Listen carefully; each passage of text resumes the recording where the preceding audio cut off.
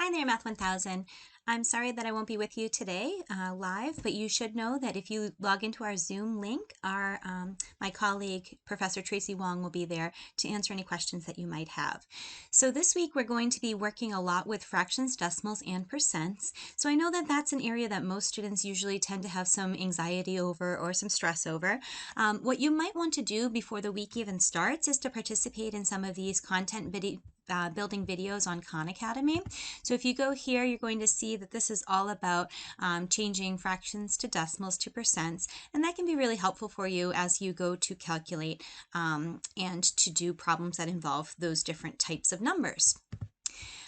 If you want to just check how you're doing and whether you're able to participate well, you can try some of these exercises that are in this PDF. So take a look at these. These are not required, but they should give you some sense of, do I know how to do this type of work? All right. So there you are. If you have any questions, like I said, Tracy Wong will be available during our class time, and you can log on to Zoom and ask her a question while she's there.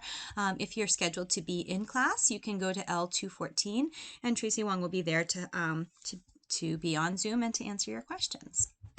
All right, so if you feel as though you have a pretty solid foundation with percents, decimals, and fractions, feel free to get started with this week's lessons. So the opener this week is talking about how we can use the problem-solving strategy of solving an easier problem so that we can see some patterns and maybe even get to a better place to answer the original question at hand. So consider this as we consider this problem right here. If 5 students out of 15 are expected to get an A on the math test, how many students would we expect to get an A if the class has 45 people? So you can look at that proportional reasoning, look and see if you see any patterns between numbers, and answer that question. So pause the video now and start to problem solve through this first bullet question. Okay. Then consider, what if the class has 100 people? So you might need to round in this case, but get a ballpark of how many people you might expect to have an A if 15 out of 45 generally are going to get an A. And then think about how that answer relates to the third question, what percentage of students are expected to get an A? So round to your nearest percent. What I'd like you to do, everyone, this week is to post those answers into the discussion board. And if you're having any questions about, where to get started or how this relates, feel free to go and read some of your classmates' examples, and maybe that'll give you an idea of how you can think about this problem. All right, so once you're done posting a discussion question to opener 2-1, go on to next, and this is our task. So opener, task, and debrief are the 3 steps of our class. So here's our task, and what you should notice about our task is that we're always going to write about our 4-step problem-solving framework using the problem-solving organizer. So be prepared to write up your solution to this problem. But first we're going to start by noticing and wondering. So the task is as such. 486 students voted in the class election. That was about 60% of the student body, so the whole population of the school. So I want to know how many students are in the whole school. So start just by noticing and wondering. Start to think about what that answer might look like. Start to think about what a reasonable response would be. And as you page through, you'll now see that there's a space for you to submit classwork 2-1, the whole task. So remember, you're going to be writing about your solution using the 4-step problem-solving process. Go ahead and write that into the text box or upload a file to provide your response. So you can pause this video at any time in order to do just that, and then come back and join us. All right.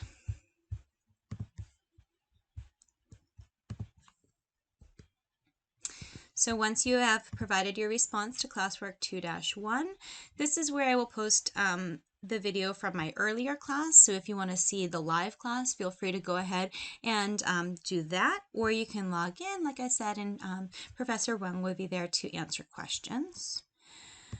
The other thing that I think you should do today, after you do your debrief, All right, 4 out of 32 mathematicians prefer apples to oranges, while 3 out of 8 mathematicians have a fear of the dentist. So I want you to try to decide which percentage is going to be higher, the percent who prefer apples or the percent who fear the dentist. You may use any strategy you'd like, but remember our focus today was solve an easier problem. Can you find a relationship between those two numbers that will help you to come up with a solution, or talk about what your strategy was when you do find that answer. So feel free to go ahead and post that as a discussion board post.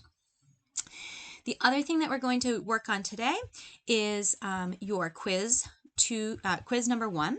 And quiz number 1 isn't due until Sunday, but I do want you to get a good start on this quiz so that when you come on Thursday, you have lots of questions to ask me if you need redirection, or so that you can submit your quiz, get feedback, and if you need to, redo it.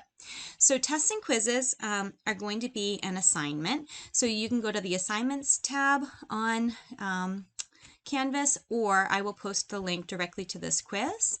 But here you are going to be answering a question about job offers.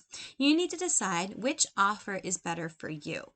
So think about what the jobs would be offering to you in terms of your total compensation. So here, offer A tells you that you're going to get $3,750 every month. They are going to match 7% of your salary into your retirement, your 401k. So that means really you're getting an extra 7% of salary, although it's not coming in your paycheck, but you are getting the equivalent of that put into your retirement account. Health insurance for this offer costs you $800 per month. So the job is putting some in, but you still would have to pay $800 per month for your health insurance. And a sales commission is sort of a bonus that you get for sales that you make. So this is assuming that you'd have some influence on sales, and you would make anywhere from $0 to $1,000 extra every month based on how well you perform in terms of sales. Okay, so that's offer A. You are going to compare that to offer B, where your salary rate is $28 per hour. Most jobs, you can use this as a benchmark, work 40 hours a week for 52 weeks a year. So you can think about what that would look like in terms of your salary for the whole year. This job will put 5% of your whole salary into your retirement account. And health insurance is going to cost you less for this job. It's only $650 per month.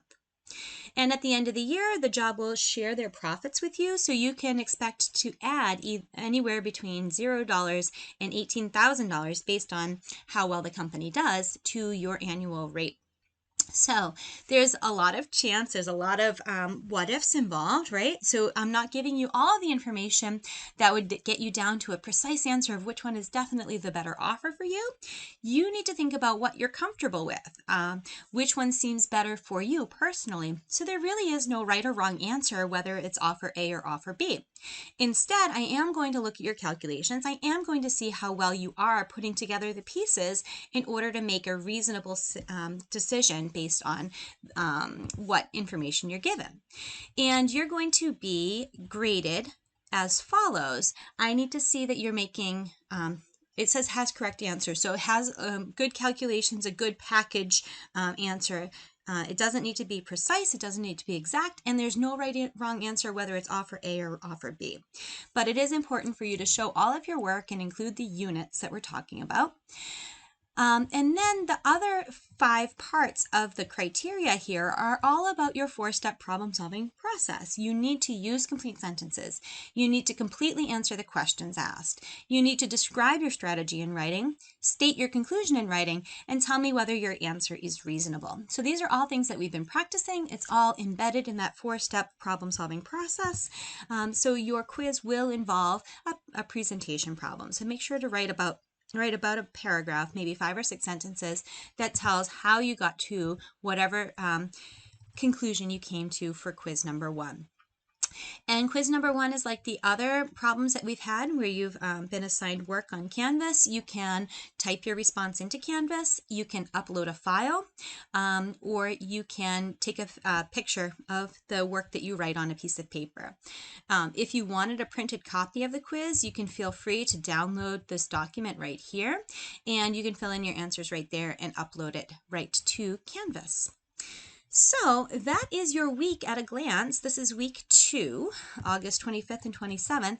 And then I will meet you as scheduled on Thursday, whether you are face-to-face on Thursday in section B, or if you're online on Thursday, I will be live streaming from our classroom on Zoom. So again, any questions you have, see Tracy right now in the library L214, or on Zoom, our regular scheduled Zoom link, which you can find right from the homepage of Math 1000 Canvas. And I will see you again on Thursday. Thanks so much, everybody. See you soon.